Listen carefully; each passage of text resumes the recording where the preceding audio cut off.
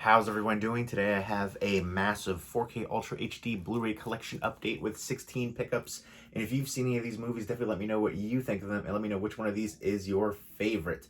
Leave me those comments down below. And first up is Back to the Future trilogy. And this is the 4K Ultra HD and Blu-ray digital copy combo pack. This is the 35th anniversary edition. And an all-time classic trilogy. Let me know what your favorite film trilogy of all time is. There's a few standouts, but not that many great ones. This one is definitely in the top tier, and a ton of bonus features on here as well. Just an all-time classic. I like the digibook design. Some people don't like the digibook design. I do enjoy it. I feel like for 4Ks and Blu-rays, they have the coated disc, so there's not going to be any issues, pulling them out and getting any scratches on the discs like there would be with DVD. So, and I definitely like the poster art and seeing the the shots from the movie and then all the contents right there. So I think that was a nice added touch, and I enjoy that design. And it's a shame that Crispin Glover couldn't continue in the series. He was in the first one, and there was a big controversy, and he sued the company and production for his likeness in the second one. Apparently they used certain footage from the first film with him, and then they took a mold of his face and put like a plaster mold on another actor. So all kinds of craziness, and he won that, so that court case, so that can't be done again in the future for other actors. I think he's an interesting actor for sure. I don't know if we'll ever find out the truth of why he wasn't in the second one. There's all kinds of different stories, his story, producer story, other, director story. The cast is great in here. Leah Thompson, Christopher Lloyd is Doc Brown. 121 gigawatts! That was a terrible impression. I'm sorry for that. Biff, an iconic villain in here too. Again, I love the whole realm, the whole world, all the going back and forth, the almanac, and just, it's hard to get a, time travel movie right as well. I love the cast interaction, so many incredible scenes and moments throughout this trilogy. Let me know what your favorite moment or scene is from the Back to the Future films. But I love all three of these ones. Again, this is a ton of bonus features on here. There's a 6-part documentary, over an hour of all new bonus features. So absolutely love this one, and very happy to see this get the 4K treatment. Some real classics getting the 4K treatment now, and I definitely appreciate that. And again, really nice box set design for that one too. And next up is Hobbs and Shaw, and I was able to get this signed up by the director Daniel Leach. And this was actually a really fun film, better than I was expecting it to be. And I thought Jason Statham and The Rock had good cast chemistry, a spinoff from the Fast and the Furious movies. In fact, it's Fast and the Furious presents Hobbs and Shaw. Some great fight sequences and action shots in here, and I like the supporting cast. Idris Elba. I think Idris Elba plays a really good villainous character. He does it really well. Vanessa Kirby, Helen Mirren, a few other recognizable people in here. But some amazing stunts, and I definitely loved the climax for this as well. All out, balls to the wall action. You know what you're getting yourself into with a movie like this. Pretty much any movie with The Rock and Jason Statham, and having the Fast and the Furious line in there. And Daniel Leach has been a stunt actor for a while and stunt coordinator for a long time, and he was an uncredited co-director on John Wick. He also directed Atomic Blonde, which I thought was an amazing female-led action movie, one of the better ones out there.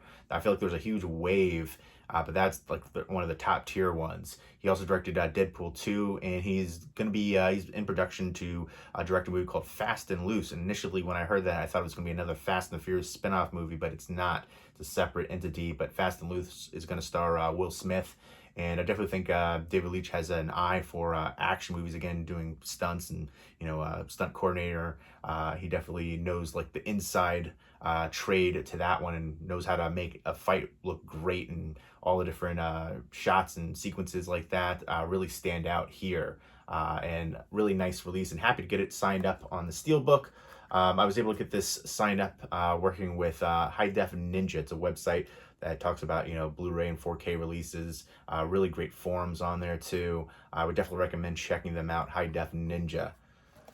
And there's the back, and I'll go ahead and show you. It has a continuation artwork on the Steelbook. And You get the Blu-ray and 4K disc. The 4K has the artwork, and there is some interior artwork as well with the title. So I dig that. And I'm all about getting the autographs for movies that I enjoy.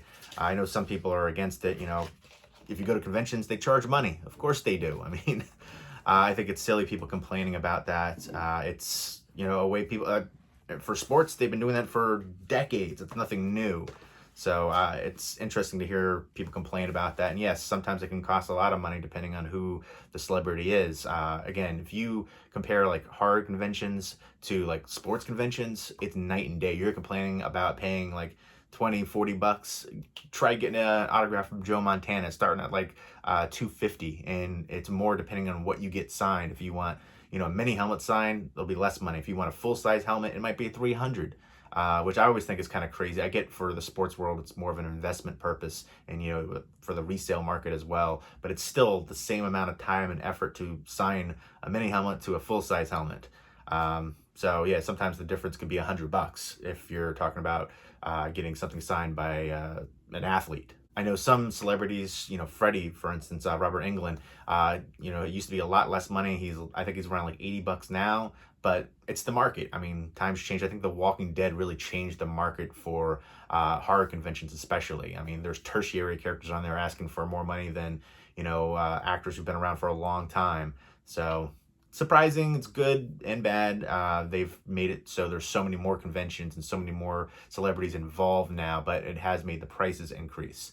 So, you know, you take the good and the bad. But yeah, I'm a fan of getting autographs for movies that I enjoy. So I'm going to do a video of that coming up soon, showing my autograph movie collection. I've got a bunch of signed Blu-rays. I don't have many signed 4Ks. This might be my only sign. No, I have one other signed 4K, the Trolls Steelbook, which I actually thought that movie was a lot of fun, much better than I was expecting it to be. I thought it was going to be just, you know, just for kids. I wouldn't be able to enjoy it, but I thought it was a fun time. I like the music in there, the voice acting as well. And I also got that one for working with High Def Ninja. So I definitely appreciate those opportunities. I love making videos on here, and I've had some really cool opportunities over the years, advanced screenings, interviewing directors, actors, stuff like that, getting some cool promotional swag, working with other companies.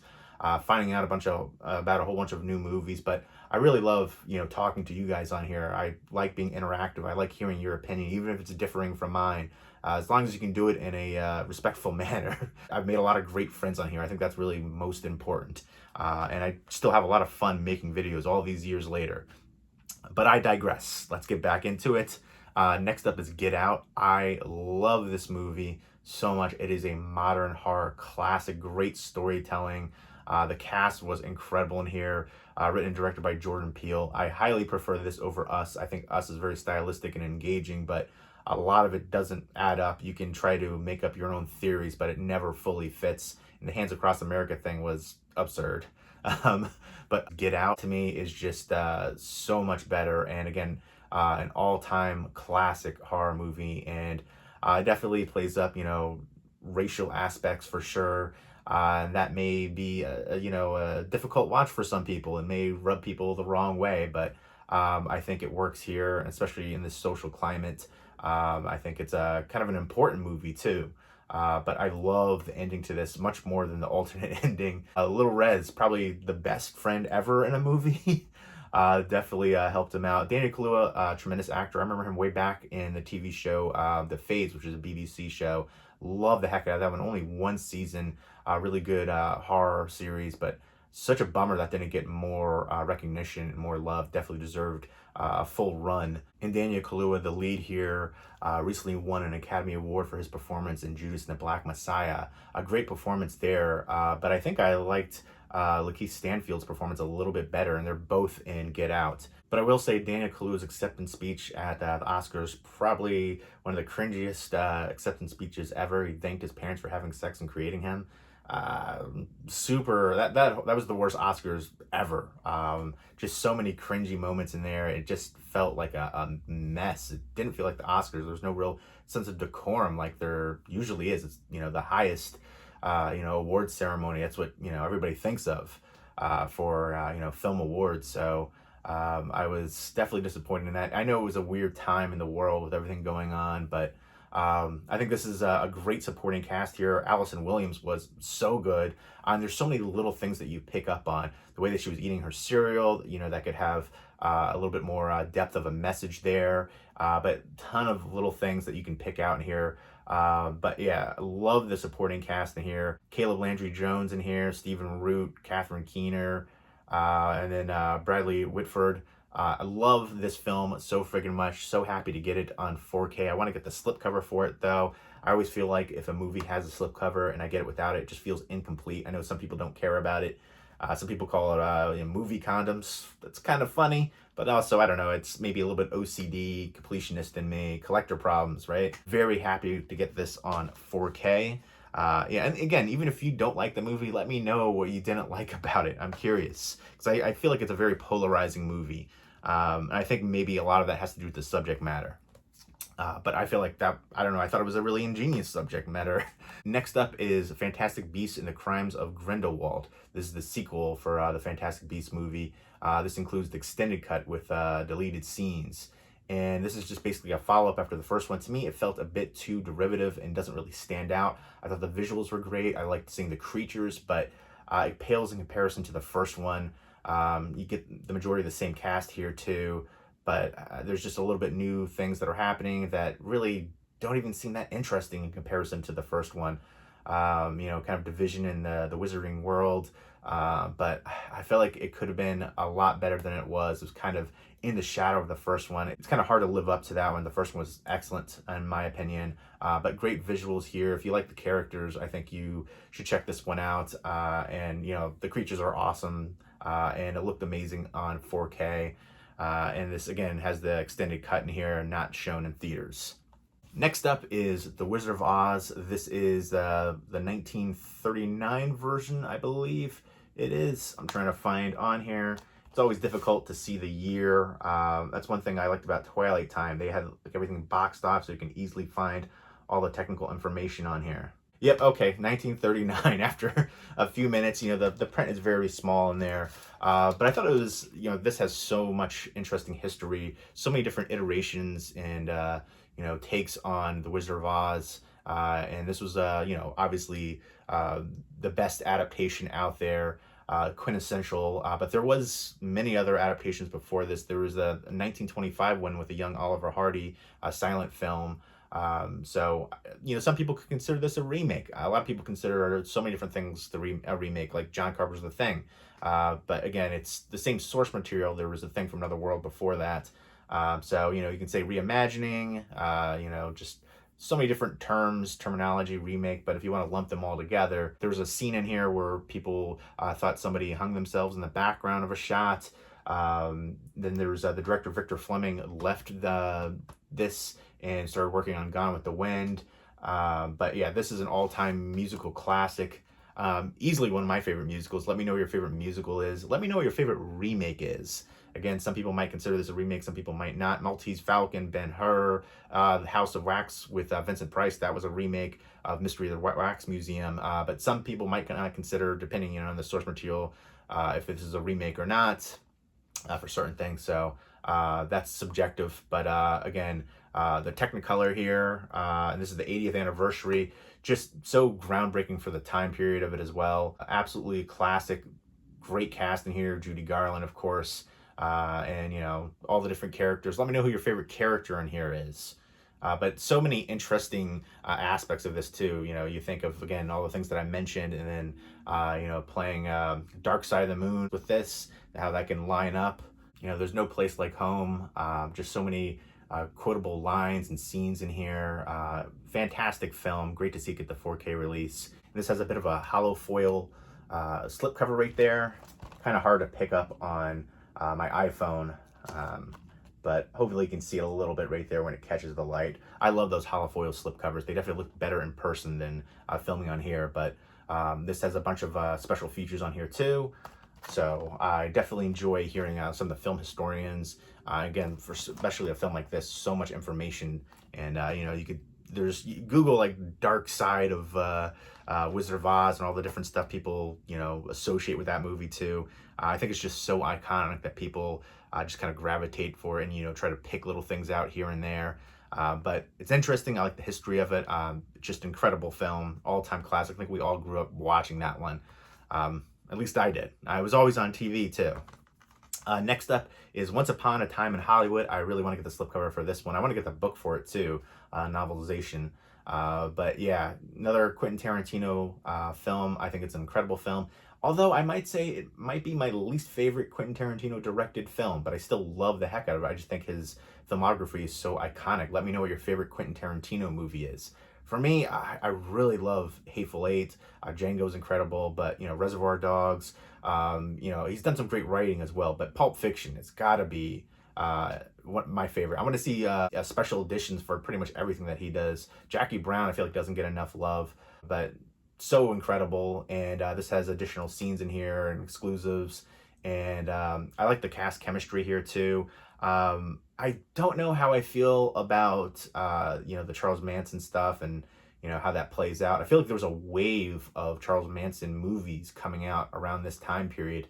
And I feel like it's such a touchy subject given, what happened and all the people that were involved and the families and stuff like that. To see a film like this kind of change history, definitely revisionist history. But I loved how it played out. I loved the climax. It was gratifying, satisfying. I wish it would have played out like that, actually, but I definitely like, there's a scene in here with the little girl and when she compliments Leonardo DiCaprio's acting. That's such an emotional scene, so amazing. But yeah, Rick Dalton, and then his stunt double, Cliff Booth, and, essentially best friends and everything that they're going through. And I love, the depth of their characters too. I really appreciate that, all the information, and especially with Brad Pitt, Cliff Booth, and what they say about him. None of his characters are ever cardboard cutouts. There's so much depth to the characters, and I definitely appreciate that. This is the 9th film, and a great ensemble cast here too. All the different storylines in Hollywood's golden age. Margot Robbie, absolutely stunning. There's so many other actors all throughout too. I love the heck out of this one. Even Death Proof, I actually love the heck out of that one. I initially used to like Planet Terror a little bit more, but I think of that Grindhouse double feature, I appreciate Death Proof more now. Inglourious Basterds, another great, like pretty much everything he's done is incredible. And you can say that he's, Kill Bill movies, he's borrowed, from other movies, Lady Snowblood, different movies that influenced him. Of course, it's gonna, come out and there's gonna be homages and stuff like that. But absolutely love this one. And I want to get the slipcover for it, and I want to get the novelization for it. But definitely happy to add this one to my collection. And I really want him to make more movies. I want him to get, I think he's a very eccentric character, but I think sometimes that makes the best directors, actors, artistic minds out there. But really interesting take on, Hollywood during that time, and Manson during that time as well, and everything that happens in here. But Quentin Tarantino, I want to know how many shots he took with Margot Robbie and their feet up. And I still think about Selma Hayek as well from Dusk Till Dawn, when he's drinking the cerveza off her foot. How many times did he say, "Oh, let's try that shot again. Let's retake." I think it's pretty funny. And you know what movie I never hear anybody really talk about anymore these days is Four Rooms. There's a segment directed by Quentin Tarantino in that one as well. That definitely deserves a Blu-ray release. Definitely check out Four Rooms. Four Rooms is a anthology movie at a hotel, I think on New Year's Eve, and the cast there is incredible. Quentin Tarantino working with Robert Rodriguez again on Four Rooms, as he worked with Grindhouse double feature too, Planet Terror and Death Proof. So I definitely enjoy Robert Rodriguez and Quentin Tarantino, but Four Rooms deserves way more recognition and love. And if you're a Quentin Tarantino fan, check it out for his segment. Next up is King Kong. This is, I think, 2005 this came out. I'm not going to look for it because, again, the text is so minuscule on here. But from Peter Jackson, it's so crazy to think that, Peter Jackson started out with all these low-budget horror movies, Dead Alive, which absolutely needs a new Blu-ray release, out of print for a while. Could use a better transfer too. And then, Meet the Feebles, Bad Taste. And then he went on to do, King Kong, Lord of the Rings trilogy, the Hobbit trilogy. These, I feel like those are classics, pretty much, all of them too, even the low budget horror stuff. But this includes the extended and theatrical versions in here. Naomi Watts, Jack Black, Adrian Brody, really good cast overall. And I like this take on Andy Serkis. Always does an amazing job with the the motion capture stuff and screen capture stuff. Colin Hanks, Supporting cast, excellent, but really great take on King Kong. Let me know what your favorite King Kong movie is. I saw the recent Godzilla vs. Kong, which I wasn't a big fan of. I like the fight sequences, but that was pretty much it. I feel like the villainous character was underplayed, and then a lot of the plot points didn't really work well. The climax was a bit of a letdown, but great visuals, great fight sequences. I want to say there's like, 20 or 30 something Godzilla movies. There's a bunch of King Kong movies. Now, I definitely think this is one of the better ones out there. I feel like this is another polarizing one, but the visuals I think were great, especially for the time period. I think this came out 2005. We're talking 16 years ago now. Mind-blowing to me. But I love the heck out of this one. Happy to see it get a 4K release, and I want to get the slipcover for it. I want the slipcover for all the ones I don't have the slipcover. So if anybody has the slipcover for, King Kong, Once Upon a Time in Hollywood, and what else was I missing the slipcover? Get Out. So yeah, if you have the slipcovers for those ones, if you want to do trades or I'll buy them from you, let me know because I want those. Next up is Sonic the Hedgehog, which they actually listened to the fans when they showed the teaser out there and the look for Sonic, and they reworked it. I think it looks so much better this way. Initially, he looked a little bit more human-esque, the teeth, the way the nose and eyes were shaped. This looks more cartoonish and more entertaining and less nightmare feel. There's a couple scenes where it looked a little nightmare feel-ish initially, but I think they listened to the fans. I feel like that is a rarity these days. And I think this plays out much better, the look for Sonic in here. I thought this was a fun time. It wasn't great. I love Jim Carrey, but I don't know how I really felt about him in the role as Dr. Robotnik.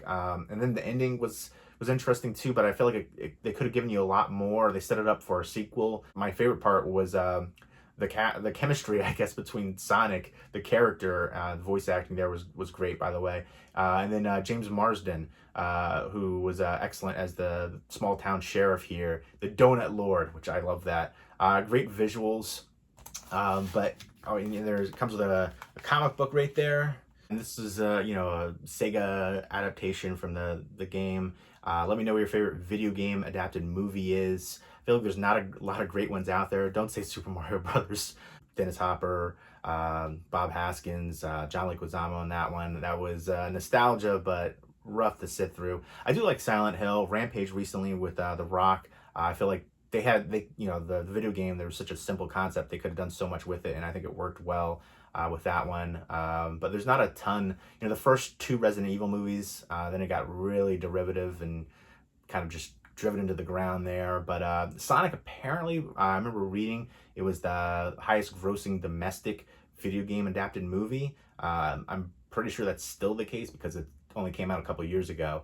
Kind of surprising to hear, but I didn't love it. I feel like it could have been reworked a bit, but it's a decently entertaining movie. And again, it has the limited edition comic book, a bunch of special features here. Ben Schwartz did a great job for the voice acting for Sonic.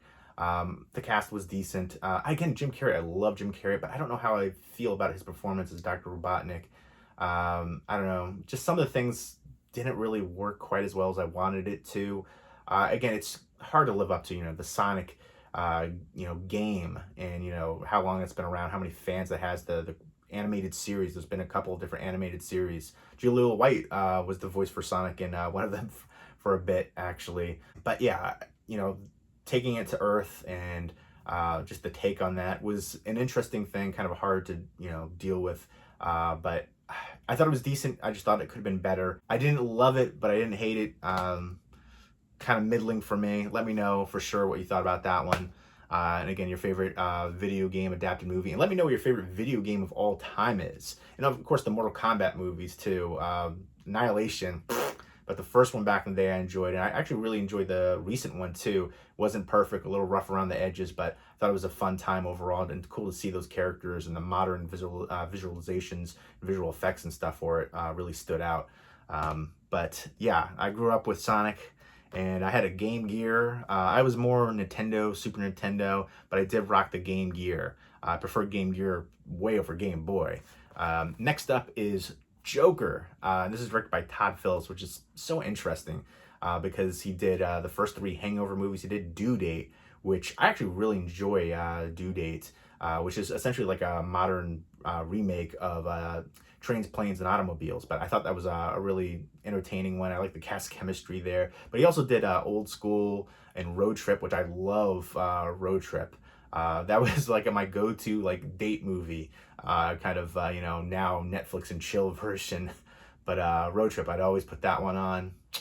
And yeah, but I love that one. I remember watching that when I was younger. But this is just definitely a different take, not comedic at all, much darker tone here. It's super dark. Really interesting take on for a comic book movie. And let me know what your favorite comic book movie is. Again, this isn't your typical superhero. He's not battling Batman, which really isn't a superhero anyways, but a tremendous performance here from Joaquin Phoenix. Deservedly won the Oscar for it as Arthur Fleck, and him just dealing with mental health issues. And I heard so many people talk about how they identify with the Joker, and if that's the case, you should get therapy, because this is a really dark movie, and I definitely thought it was ingenious the way that it plays out. I like the cast in here. And I feel like you could see certain things coming, and then you're like, how does this really work? But if you are, that deep into the mental health issues, and then of course, you have your mind is warped essentially when it's that out of control. But I feel like that's the biggest thing. This is like such a big film for like mental health, and the end is shocking and disturbing.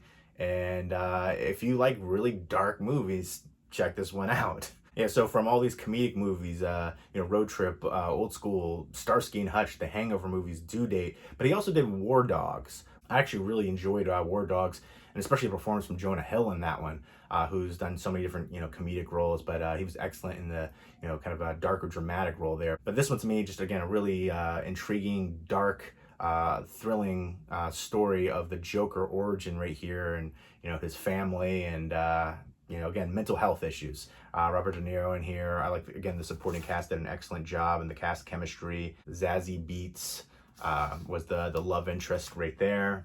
Yeah, again, super dark, super depressing, and I heard so many people talk about how they identified with this character, and that just made me worrisome. The world is a crazy place for sure. Next up is Star Wars Rise of Skywalker, directed by J.J. Abrams. Let me know what your favorite J.J. Abrams movie is. I know a lot of people hate on the recent Star Wars movies. I definitely prefer them over the prequels, but the original trilogy is by far the best, iconic. But I like seeing just the development of this world, this saga, and seeing all the different new characters and creations. Let me know who your favorite character is in the Star Wars universe. You want to talk comic books, the animated series, all the different movies. Let me know. I feel like you can find out so much more information on the books and stuff like that. And I think that can explain a lot of things too. But I thought this looked incredible on 4K. And some people are still, they don't want to believe in 4K, but HDR can do so much for, the depth of the colors, and better picture quality, better sound quality. And if you're looking for the best, if you're, a cinephile and you're a collector, you're going to want that. And, it may not be for everybody. DVD sales are still top. They beat out Blu-ray and 4K combined, I believe. So there's a lot of people that, still just buy DVD, which is mind-blowing to me. But, it's a different, unique world. Streaming is still doing, extremely well. And I talk to people all the time that, don't comprehend how physical media is so important. They take things down all the time off of streaming platforms. They lose the rights. They edit things out. You're not guaranteed. Like The Office went off of Netflix. People were, trying to sign petitions. It's out of your hands. I'd rather have, I can watch it anytime. Physical media, something tangible. You don't have to worry about things being changed or replaced or, ever taken away. You're not guaranteed from your streaming libraries as well. There's all kinds of, technical information. They can take stuff away at any time they choose. So physical media for life, and I love 4K now. I was hesitant initially, and then I watched The Shallows. That was the movie that changed me, with Blake Lively. Great shark attack movie, great character-driven shark attack movie. My favorite shark attack movie since Jaws, although I do love Deep Blue Sea for the cheesiness, but the sequels for those were terrible. But I watched that in Blu-ray, loved it, and then I watched it in 4K, and I was just blown away by the clarity and details, just absolutely stunning. And again, I thought this looked incredible on 4K. Next up, this one was Super unique watch. The Blu-ray is 24 frames per second. The 4K is 60 frames per second. They kind of say it's like a soap opera-esque effect. I think that was also in the other Ang Lee movie. This is directed by Ang Lee. Billy Lynn's Halftime Walk, which I have that movie. I haven't checked it out yet, but I heard that was also the 60 frames per second there. But this one, to me, it takes a bit of an adjustment watching it, but I like the way that it looked. I thought it was very stylistic, and this was super over the top. I like the concept here a lot, Gemini Man, and how he's essentially like cloned there, and he's facing up against like a younger version of him. And you know, just the morality aspect of it too was interesting, and just super over the top fight sequence. You have to suspend disbelief, of course, especially the beginning with the train shot. That one was a little much, but I still thought this was an incredible action-packed, over-the-top movie, and I love Will Smith as an actor. Again, I like the supporting cast. The visuals were incredible here. Mary Elizabeth Winstead, Clive Owen, a few other recognizable people in here, Benedict Wong. But this is directed, again, by Ang Lee, who's directed so many great films. Crouching Tiger, Hidden Dragon, Life of Pi. Let me know what your favorite Ang Lee movie is. For me, my top two are Ice Storm and Ride with the Devil. Love those movies so much. Both of those have a Criterion Collection release. I know Criterion Collection announced that they're going to be doing 4K releases. Hopefully, it's not going to be you know, a bunch of things where people have to double dip, and it'll be newer films getting the 4K treatment. I so hope that, you know, people have been collecting for so long for Criterion, and they haven't had 4K for so long, and suddenly they announced it. I know Citizen Kane is going to get the 4K treatment, but I don't know. I worry about that. We're going to have to they do that all the time for certain labels like Blue Underground, Arrow Video. They'll do like a new transfer. Then like a year later, they'll do the same movie in 4K. Hopefully that's not the case there, but I thought this was a over-the-top thrill ride, pulse pounding, entertaining action movie. Again, the 60 frames per second takes some adjustment getting used to that. But I like the concept a lot. It's a bit rough around the edges in certain aspects. I wanted a little bit more from maybe the climax of it too. They could rework certain things. I feel like certain things were somewhat formulaic, but still, I like Will Smith a lot as an actor. Let me know what your favorite Will Smith movie is. This has deleted scenes, alternate opening, and over an hour of bonus features. So I enjoy checking out the bonus features, especially for a film that I like and a film that I'm intrigued by, especially this one with the visuals and stuff like that. You know, the film frame rate right there, and all the visual effects breakdowns. So I appreciate that. Next up, talking about, you know, visuals and transfers and stuff like that, Pan's Labyrinth.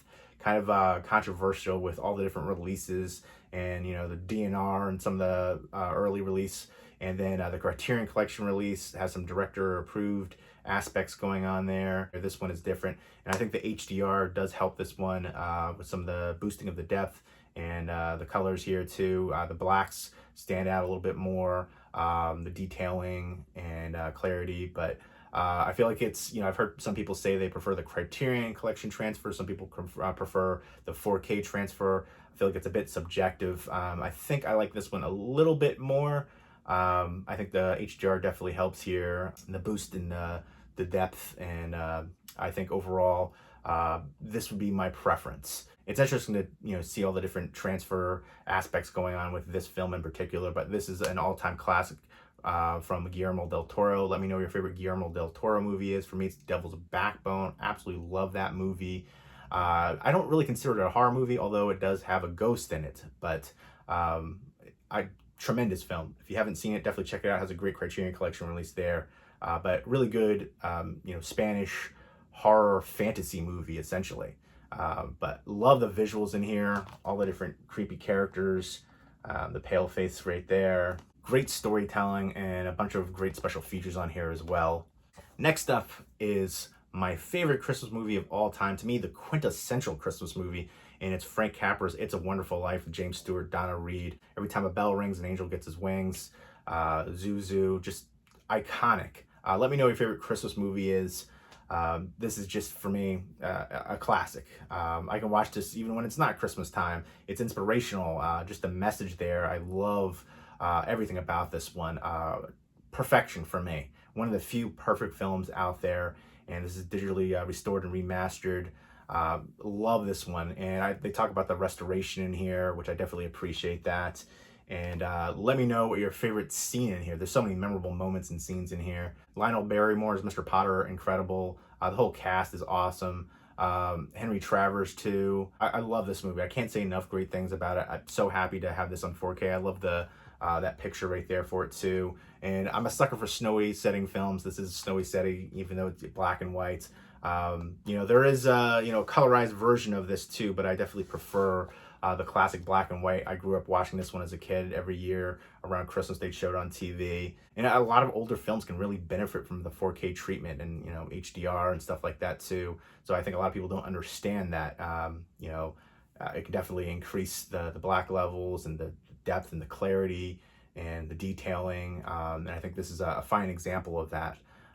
Love this one, all-time classic. Super happy to add it to the collection. Next up, another classic that I grew up on, Disney classic, and that is Aladdin right here. Iconic, Robin Williams. It's hard to live up to that with the recent live-action adaptation. Again, the animated classic right here. Let me know what your favorite Disney movie is. Aladdin definitely is up there, and then Pinocchio too. Those are my top two favorites. But love the voice casting in here. Love the animation, Gilbert Gottfried as well. Such a fun, entertaining movie. Great message, great visuals. And then the song too, won Best Original Song and Best Original Score for Academy Awards. And again, Robin Williams is the genie. The street rat, street urchin, Aladdin, Princess Jasmine, all the different characters. Let me know what your favorite character in Aladdin is. Jafar is such an excellent villain. Again, probably my favorite, I would say. Pinocchio I grew up on too. I watched that, first. But Pinocchio and Aladdin for me are my top two favorites. So I thought this looked incredible on 4K. So very happy with that, and happy to see Disney doing more physical media releases. And next up is the live action take, which again, actually surprised me. I enjoyed this one. I didn't think I was going to. It's hard to do, a live action take, especially on a Disney movie that has such a big fan following and has such a big history. That's a classic, essentially, like the animated one. Again, especially too, Will Smith. I'm a big fan of Will Smith, but him doing the live action genie, it's hard to, it's unfair really to compare to the Robin Williams animated one. But I enjoyed the heck out of this one much more than I was expecting it to. And this is directed by Guy Ritchie, which is kind of surprising to me because I feel like he's more known for action movies. Let me know what your favorite Guy Ritchie movie is. For me, my favorite two Guy Ritchie movies are my favorite two Jason Statham movies, Lock, Stock, and Two Smoking Barrels and Snatch. I love those movies so friggin' much. But Guy Ritchie, I think, is an incredible director. I've enjoyed a lot of films that he's done, and I was actually really surprised to hear that he was involved in this one initially.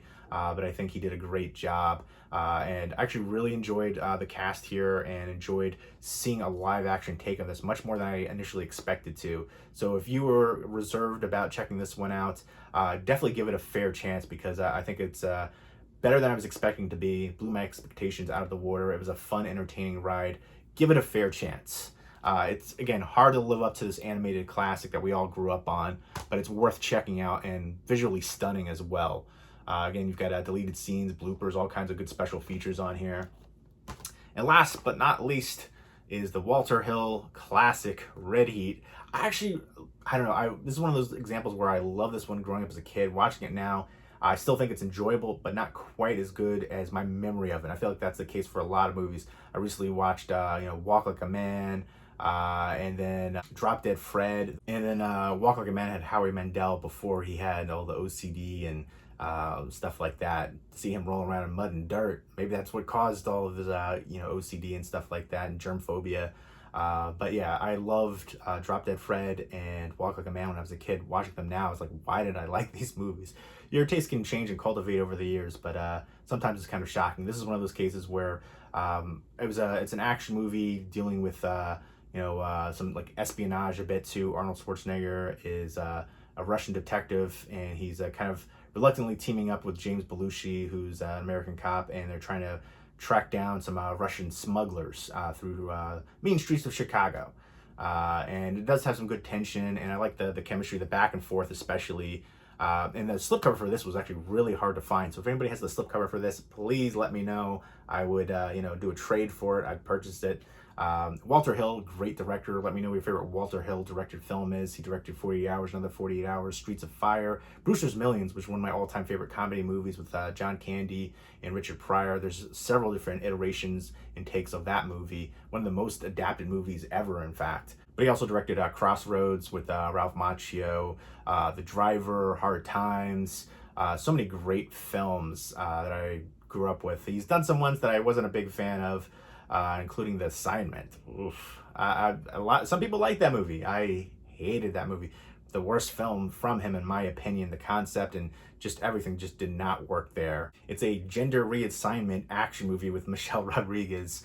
I like Michelle Rodriguez as an actress, but I could not get into that movie. The concept, just so many issues. You have to suspend disbelief with so many movies, but you can only do it so much. And that one to me was kind of a disappointment in his filmography. I think he does great action movies, and some, does some, not always with the comedic, but Brewster's Millions, of course, is an example of that. But there's a little bit of elements there with 48 Hours, Another 48 Hours, but not over the top in your face with it. But some really good action films from him. This one to me, I enjoyed it, but it doesn't hold up to my memory of it from when I was younger. I think I'll check it out again and see. But again, some good special features on here. And those are the pickups, 16 pickups. If you've seen any of these movies, definitely let me know what you think of them, and let me know which one of these is your favorite. And let me know what your favorite 4K Ultra HD Blu-ray release is, and what you like to see get the 4K treatment in the future. Leave me those comments down below, and I hope everybody's doing well. Take care.